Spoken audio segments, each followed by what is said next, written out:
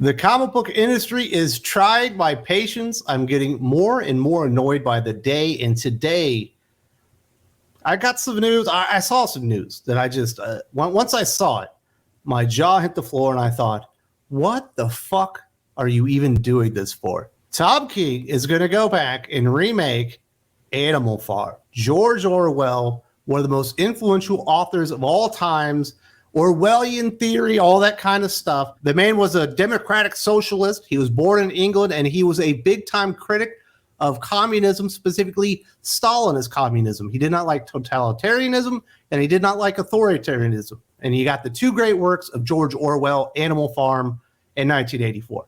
Animal Farm, much more accessible to younger kids and give you a good representation of why communism, for the most part, has never worked over the course of its history.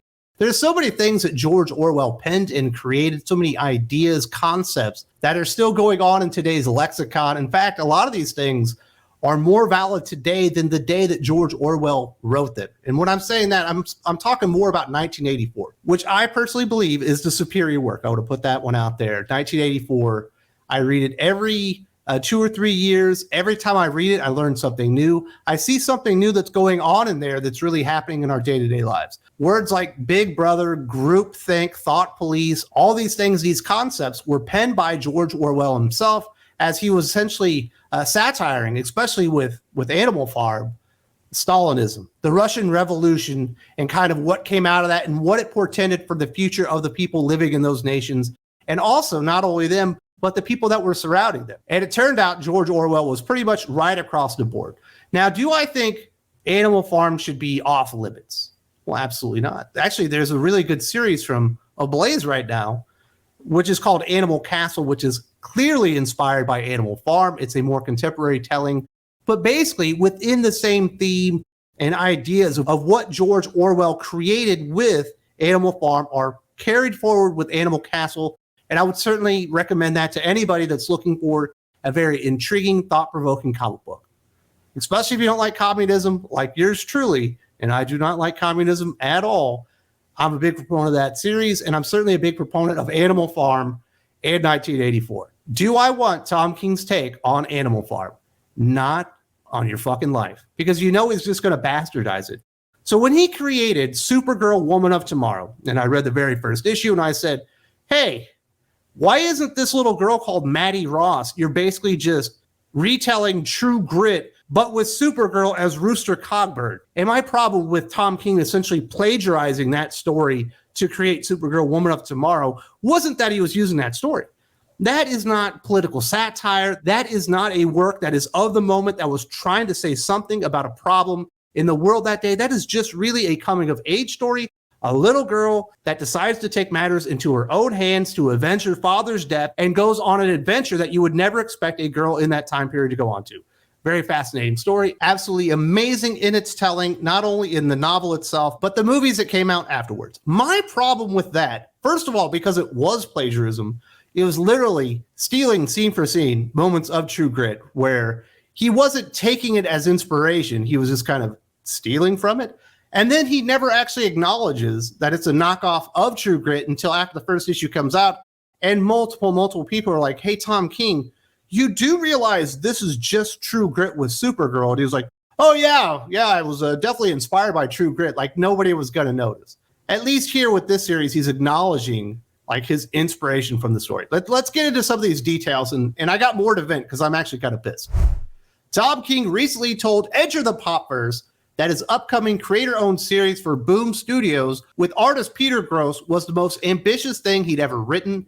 That might not have been an understatement. Starting this December, King and Gross will offer up an updated retelling of a classic political allegory with the miniseries Animal Pound. The series, which sees the two creators joined by color artist Tamara Bonvillain and letterer Clayton Cowles, is a contemporary take on George Orwell's Animal Farm, in which an uprising at an animal shelter leaves the animals in charge, but in an environment where different kinds of creatures have initially overthrown their oppressors.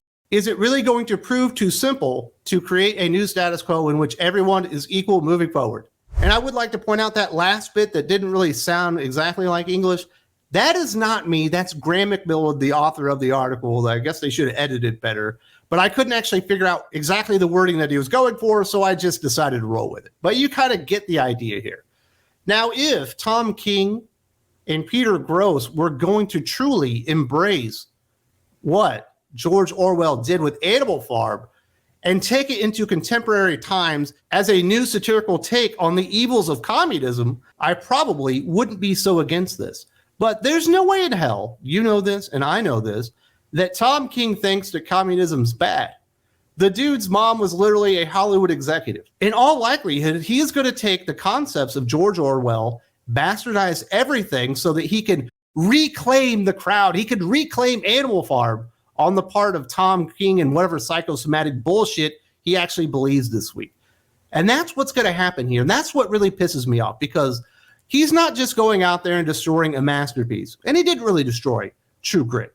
He just kind of stole from it and never acknowledged it until after the fact. But in this case, with Animal Farm and what he's going to do with Animal Pound, and I guarantee it, call me wrong if you want, you'll have to come back in December and see that I was 100% right, is he's going to take something that was created for a very specific purpose, for a very specific point in time, George Orwell, Animal Farm, satiring Stalinist Russia and the rise of communism in that area of the world, what the evils of that were and why it was never going to work out, and why everyone on the face of this planet should be downright scared of that. And he turned out to be very, very prophetic with Animal Farm, and especially with 1984. And there are tons of movies and books and stuff, especially that borrow from 1984. If you go and watch The Matrix, there are certainly lots, and I do mean lots, of kind of tie-ins and allegories and things that are very similar to the tale being told in The Matrix as in 1984. There's a comic book series that I absolutely love. It's from Matt Kent.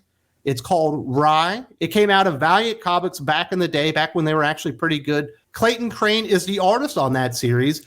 And when I describe what Rye is, to just to kind of describe it to people, I say it's kind of like 1984 meets The Matrix. Lots of ideas borrowed from 1984 and put into Rye, as you have Father overseeing everybody and the agent that he has to make sure that everyone's following in line and worshiping him kind of like a deity himself, you know, being Rye himself before he's enlightened and understands what's actually happening. Thankfully for him, he has a better fate than the main character in 1984. So there's nothing wrong with borrowing from these themes. But once you decide to claim it for yourself and then you change what they meant because you've decided that the warnings of George Orwell and the pictures that he paints about communism just aren't quite right, and we need to reclaim the title so we can get a more contemporary spin on it, so we can have Black Cat Lives Matter and maybe a chicken uprising where they're burning everyone's stuff down, but they're really the heroes in the story, you're going too far. And you're ruining something that's very important, and you're no longer paying homage to Animal Farm. You're mocking George Orwell and his legacy. And I hope I'm wrong about this, but I've read enough Tom King comic books, and I'm pretty sure I know who Tom King is, the person, that's exactly what he's going to do here. As if King's commentary about the series' ambition wasn't enough, Gross, a veteran of titles including Lucifer and American Jesus, described the pitch as the best pitch I've ever read, adding, "I've read some great ones.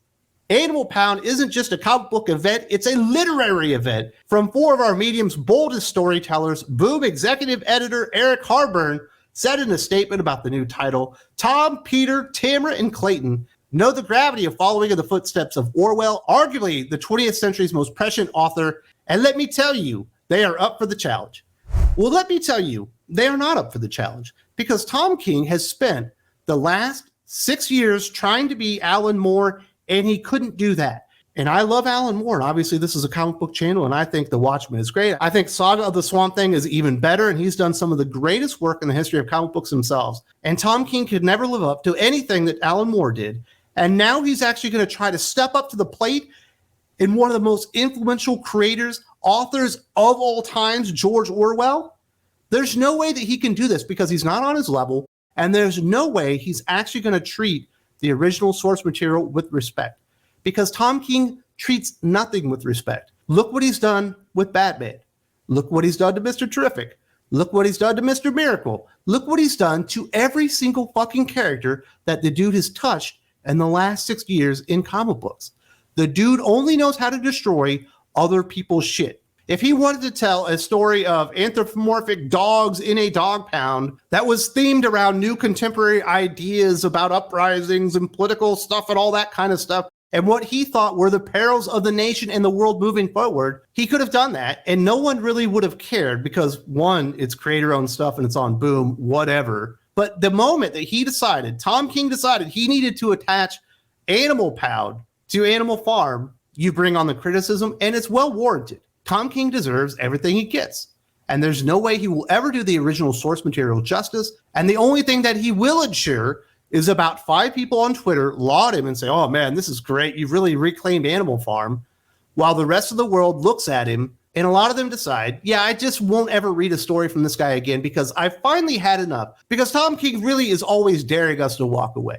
Now, I did mention that he kind of plagiarized for the most part, definitely stole key aspects, moments, like scene for scene, stealing from True Grit.